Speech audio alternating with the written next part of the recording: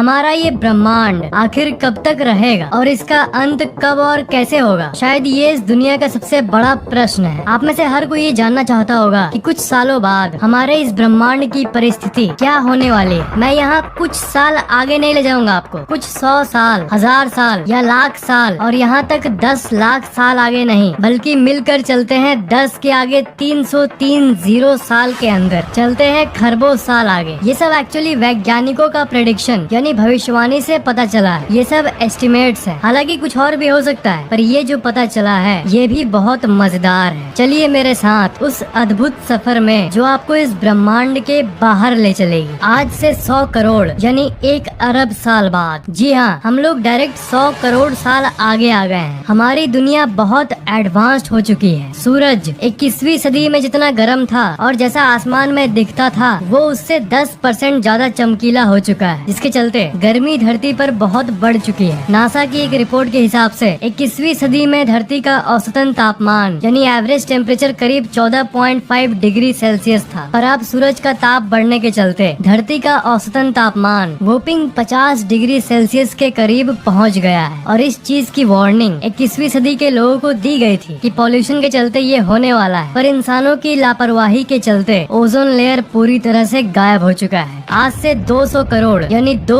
अरब साल बाद 100 करोड़ और साल बीत चुके हैं। अब धरती का तापमान और भी बढ़ चुका है। इसी गर्मी के चलते धीरे धीरे सारे समुद्र और नदियां भी अब सूखी हो गई है। इस समय अब बढ़ती गर्मी के चलते धरती से धीरे धीरे जीवन खत्म होने लगा है और इंसान नामक जीव जो धरती पर कभी रहते थे वो अभी अभी सूरज के प्रकोप के चलते डायनासोर्स की तरह एक्सटिंक्ट यानी लुप्त हो चुके हैं। टूटे हुए बिल्डिंग्स और उनकी यादें अब सिर्फ यही बची हुई है। सिर्फ कुछ जीव बचे हुए हैं और वो भी धीरे धीरे मर रहे हैं। और कुछ एकाध लकी बचे हुए अमीर लोग मंगल ग्रह पर चले गए हैं, क्योंकि वहाँ सूरज का ताप धरती के मुकाबले थोड़ा कम है। पर कुछ 1000 साल के अंदर ही सूरज का ताप इतना बढ़ा है कि मंगल भी रहने लायक नहीं रहा। और अब इस समय इंसान कहीं जा भी नहीं सकता और कुछ कर भी नहीं सकता। इसलिए इंसान नामक प्रजाति अब लुप्त हो चुका है, एक इतिहास बन चुका है। इस समय अब कोई भी इंसान इस ब्रह्मांड में मौजूद नहीं है। आज से 400 करोड़ यानी 4 अरब साल बाद हमारी आकाश गंगा का पड़ोसी जिसका नाम है एंड्रोमेडा, उसने हमारी मिल्की वे को अपने तरफ टान लिया है। बहुत पहले जब इंसान जिंदा थे यानी 21वीं सदी में ये एंड्रोमेडा गैलेक्सी करीब 250 करोड़ प्रकाश वर्ष दूर था मिल्की वे से, पर अभी ये आपस में कोलाइड करने जा रहा है। और अब तपती हुई वीरान पहाड़ों से भरी धरती का आसमान, वीरान पहाड़ों से भरी धरती से आसमान कुछ ऐसा दिख रहा है। एक बड़ा सा एंड्रोमेडा आकाश गंगा जो करीब आ रहा है। आखिर में जाकर दोनों गैलेक्सीज का टक्कर हो चुका है और मिल्की वे और एंड्रोमेडा दोनों मिलकर एक बड़ा गैलेक्सी बन गया है, एक सुपर गैलेक्सी जिसका कोई नाम नहीं होगा, क्योंकि इंसान नामक प्रजाति जो हर कुछ का नाम देते थे वो अब लुप्त हो चुके हैं। इसे देखने वाला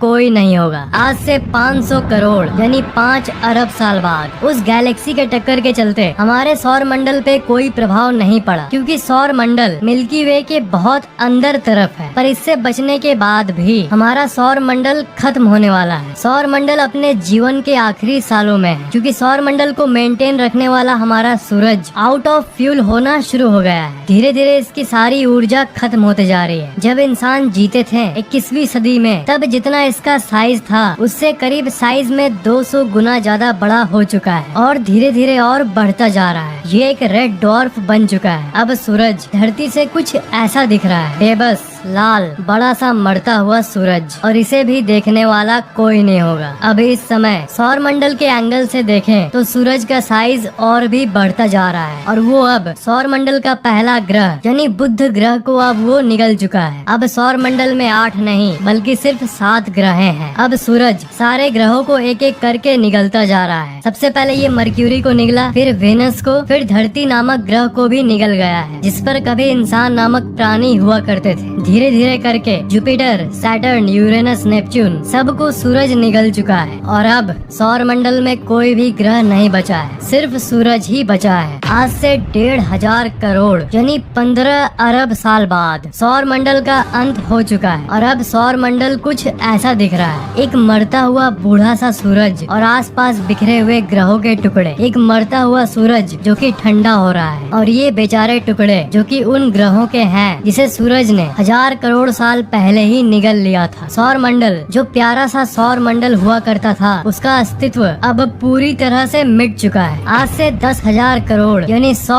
अरब साल बाद जिस जगह पे मिल्की वे गैलेक्सी है, एंड्रोमेडा गैलेक्सी है, जो कि कई साल पहले ही एक बन चुके हैं, और करीब 100 आकाश गंगाएं हैं। इस एरिया को वर्गो सुपर क्लस्टर कहते हैं। मतलब इस एरिया में 21वीं सदी में 10,000 करोड़ साल पहले सारे अलग अलग गैलेक्सीज एक जगह पर रहते थे। पर अब इस समय ये एरिया इतना ज्यादा पुराना हो चुका है कि इसके अंदर के 100 से भी ज्यादा जो अलग अलग गैलेक्सीज थे वो अपने गुरुत्वाकर्षण बल की मदद से आपस में करीब आ गए हैं और सब गैलेक्सी मिलकर एक बड़ा सा गैलेक्सी बन चुका है। और ब्रह्मांड में दूसरे जगह पर जितने भी वर्गो की तरह सुपर क्लस्टर एरिया है, उसके अंदर भी जितने अलग अलग आकाश गंगाएं थे, वो सब अब मिल मिलकर सुपर गैलेक्सीज बनते जा रहे हैं। आज से 1 लाख करोड़ यानी 1000 अरब साल बाद, जो थोड़ी देर पहले मैंने आपको बताया कि बड़े बड़े सुपर गैलेक्सीज बन रहे हैं, वो करीब 900 अरब साल पहले की बात थी। पर वो सब अब तक मर चुके हैं, क्योंकि गैलेक्सीज तारों से मिलकर बनते हैं। पर गैलेक्सीज के अंदर के सारे तारे अब बुझ चुके हैं, अब मर चुके हैं, क्योंकि उनका फ्यूल खत्म हो गया है। जिस तरह हमारा सूरज बहुत पहले ही मर चुका है, वैसे ही इस समय ब्रह्मांड के सारे गैलेक्सीज के सारे तारे एक एक करके मरते जा रहे हैं और धीरे धीरे गैलेक्सीज खत्म होते जा रही है। नए नए तारों को बनने के लिए डस्ट क्लाउड की जरूरत होती है, जो कि बहुत पहले 21वीं सदी में तो ब्रह्मांड में जगह जगह पर अवेलेबल थी। पर अब इस ब्रह्मांड में कोई भी डस्ट नहीं बचा है जिससे तारे बन पाए, इसलिए अब इस पूरे ब्रह्मांड में कोई भी नया तारा नहीं बन पा रहा। ब्रह्मांड में अब कोई भी गैलेक्सी नहीं दिख रहा। आज से 2 लाख करोड़ यानी 2000 अरब साल बाद, जैसा कि आपको एक फैक्ट पता होगा कि ये ब्रह्मांड एक्सपैंड हो रहा है और ये एक्सपेंशन की गति बढ़ते जा रही है। पर अभी 2 लाख करोड़ साल बाद ये स्पीड लाखों गुना बढ़ गई है। अब इस ब्रह्मांड में कोई गैलेक्सीज तो नहीं है, पर टूटे हुए कुछ अवशेष बचे हैं। पर ब्रह्मांड के फैलाव के चलते वो भी एक दूसरे से दूर होते जा रहे हैं। उनके बीच का गैप बढ़ता जा रहा है, क्योंकि ये ब्रह्मांड हद से ज्यादा तेजी से फैल रहा है। आज से 20 लाख करोड़ यानी 20,000 अरब साल बाद इस मरते हुए ब्रह्मांड के दूसरे साइड में अभी भी आखिरी के 10 या 20 तारे बचे हुए हैं। एंड ऑफ कोर्स अंतरिक्ष के वो दानव जिसे ब्लैक होल कहते हैं, वो अब इस ब्रह्मांड के राजा बन चुके हैं। तारे और ग्रह तो अब इस ब्रह्मांड में न के बराबर है, पर ब्लैक होल सब लाखों के तादाद में इस ब्रह्मांड में घूम रहे हैं और वो ग्रहों के बचे हुए अवशेषों को ढूंढ रहे हैं ताकि वो उसे खा पाए। आज से 1 करोड़ करोड़ यानी 1 लाख अरब साल बाद अब इस ब्रह्मांड के दूसरे साइड के जो आखिरी के तारे कुछ बचे थे, वो भी अब मर चुके हैं और ब्लैक होल्स बचे हुए जितने प्लैनेट्स के एक आध टुकड़े हैं उन्हें भी खाना शुरू कर दिए हैं। और ब्रह्मांड के बचे जितनी भी चीजें हैं, ब्लैक होल्स धीरे धीरे वो सब कुछ को खाते जा रहे हैं और अब कोई भी ऐसी चीज इस ब्रह्मांड में नहीं बची जो कि दिख पाए। अब सिर्फ ब्लैक होल्स और ब्लैक होल्स ही बचे हैं। आज से 10 के आगे 40 शून्य साल बाद ये इस ब्रह्मांड की अंत की शुरुआत है। अब कोई भी चीज इस ब्रह्मांड में नहीं बची। पर चलिए अब हम जूम गॉगल्स पहन लेते हैं। अब आप देख सकते हो कि छोटे परमाणु स्तर पर अब स्पेस में सिर्फ अलग अलग परमाणु ये अलग अलग होकर स्पेस में घूम रहे हैं। जो कुछ लास्ट बचे हुए ग्रहों के टुकड़े थे जिसे ब्लैक होल्स दूरी के चलते नहीं निकल पाए थे, वो लकी पार्टिकल्स अलग अलग होकर स्पेस में तैर रहे हैं। पर अब क्योंकि कुछ नहीं बचा